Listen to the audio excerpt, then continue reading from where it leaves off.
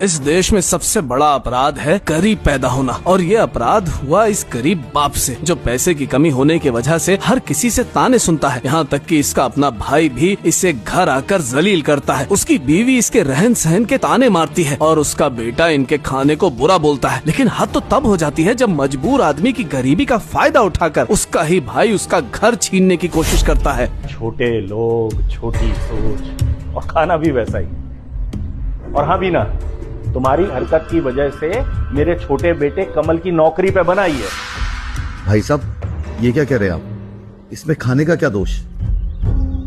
भाई साहब, ये खाना और केक मैंने अपने बेटे अज्जू के जन्मदिन की खुशी में बनाया है। मैं आपको प्लेट में डाल के देती हूँ। बस करो तुम लोग। ये तो शुक्र है कि मेरा बड़ा बेटा संजय उसी ऑफिस में है, तो उसने कमल को बचा लिया। अब तुम लोगों की अक्ल ना मेरा बेटा संजय ही ठिकाने लगाएगा।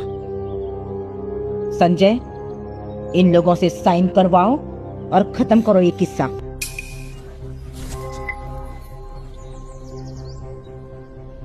इस कॉन्ट्रैक्ट पे साइन करो और कल तुम लोगों के अकाउंट में 25 लाख रुपए आ जाएंगे। समझे?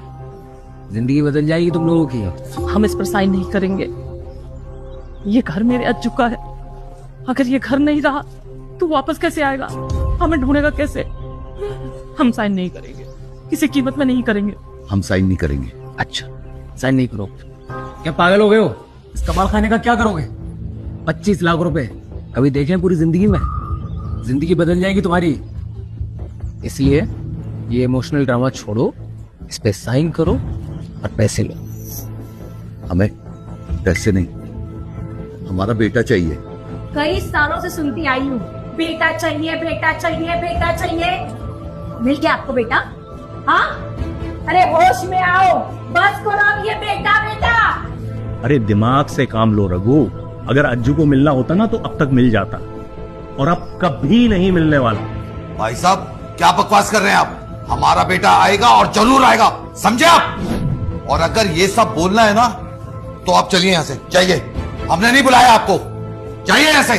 तुम्हारी इतनी हिम्मत? तुम्हें क्या लगता है मैं इस कबाड़ खाने में आना चाहता हूँ?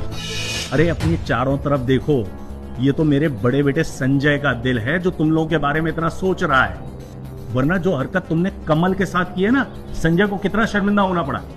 तुम दोनों चलता फिरता कूड़ा हो, कूड़ा।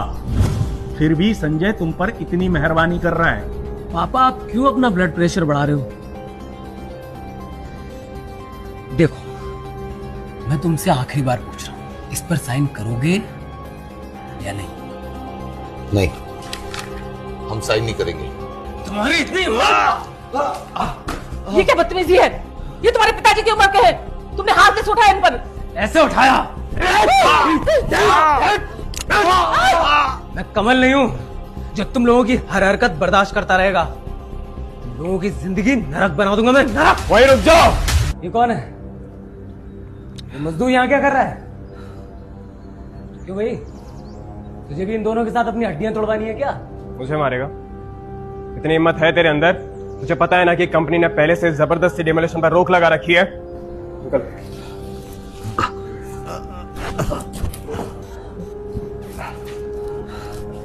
मैं आप लोगों की मदद कर सकता हूँ। अगर आप दोनों को इस डेमोलिशन से कोई भी परेशानी है, आप मुझे बताइए। ऐसा हो सकता है क्या? बेटा, ये घर हमारा टूटने से बच जाएगा क्या?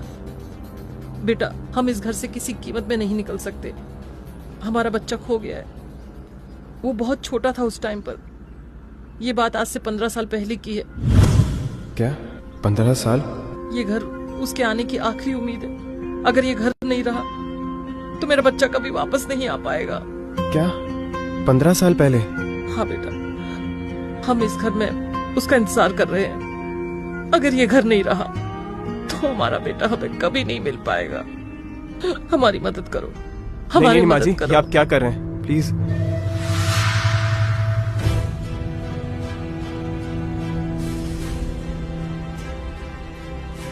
ये रुद्राक्ष? हाँ बेटा, ऐसी एक माला मेरे अज्जू के गले में भी है। मेरा अज्जू, मेरा अज्जू।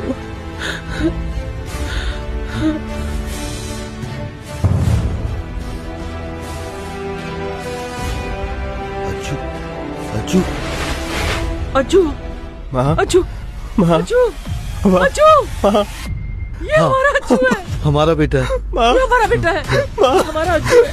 अज्जू अज्जू तो मिल गया बेटा, अज्जू अरे मेरा बेटा, हमारा बेटा मिल गया, माँ हमारा मिल गया। बाबा अज्जू मेरा बच्चा। माँ माँ बाबा मैं आप लोगों को कब से ढूंढ रहा था। क्या हालत बना रखी है बाबा। अब से मैं आप लोगों का ध्यान रखूंगा, मैं ध्यान रखूंगा आप लोगों का। भाई साहब ये देखिए देखिए मेरा अज्जू आ गया। अरे रघु भाई क्या बात करते हो आप। इसके वापसी से क्या खुश होने की जरूरत है। इसके कपड़े तो देखो, मजदूर है मजदूर, भिखारी से कम नहीं है, और आप खुश हो रहे हो। हद है यार, ये फटीचर तुम्हारा क्या ख्याल रखेगा। रघु ये तुम्हें पागल बना रहा है, पागल, और तुम बनते जा रहे हो। सही कह रहे हैं पापा, और तू एकदम सही टाइम पे आया है। अब एक काम कर, इस कॉन्ट्रैक्ट पे इनको बोल के जल्दी से साइन करवा दे। सोच क्या रहा है अज्जू? ये ओबरॉय ग्रुप का प्रोजेक्ट है, 25 लाख रुपए मिलने वाले इन लोगों को। मेरा बेटा संजय इतना अच्छा ऑफर लाया है, वरना ये कचरे के ढेर के तो कोई 2 कौड़ी तक ना दे। अगर इन लोगों ने साइन नहीं की ना, तो गंदी नाली के गटर के कीड़े की तरह हालत हो जाएगी इन लोगों की। बाप तो बाप, बेटा भी बिल्कुल वैसा ही। अरे घटियापन तो इनके खून पे ही है। रघु खुद एक निकम्मा नाकारा है, और बेटा भी कोई फटीचर से कम नहीं है। 15 साल तलाश किया, 15 साल, और वापस आया तो क्या, एक मजदूर बन गया। कितनी बेइज्जती की बात है। हमें अब किसी चीज की परवाह नहीं है, हमें तो बस खुशी है कि हमारा बेटा मिल गया, समझे आप। ये संवारेगा तुम्हारा बुढ़ापा, उल्टा बोझ बनकर बैठेगा तुम लोगों पर। ये देखो, संजू और कमल को ये होती है औलाद। इतनी अच्छी बड़ी कंपनी में काम करते हैं दोनों। साल के 18 लाख रुपए कमाता है मेरा संजू। अपने ही ब्रांच मैनेजर विनोद शिंदे का खास है मेरा बेटा। ये देखो, ये है मेरे बेटे की मंगेतर, मिस्टर विनोद शिंदे की सेक्रेटरी। देखा कितनी बड़ी पहुंच है मेरे बेटे की। और अपने आप को देखो, 15 साल बाद लौटे हो। पहले भी भिखारी थे और अभी भी भिखारी ही हो।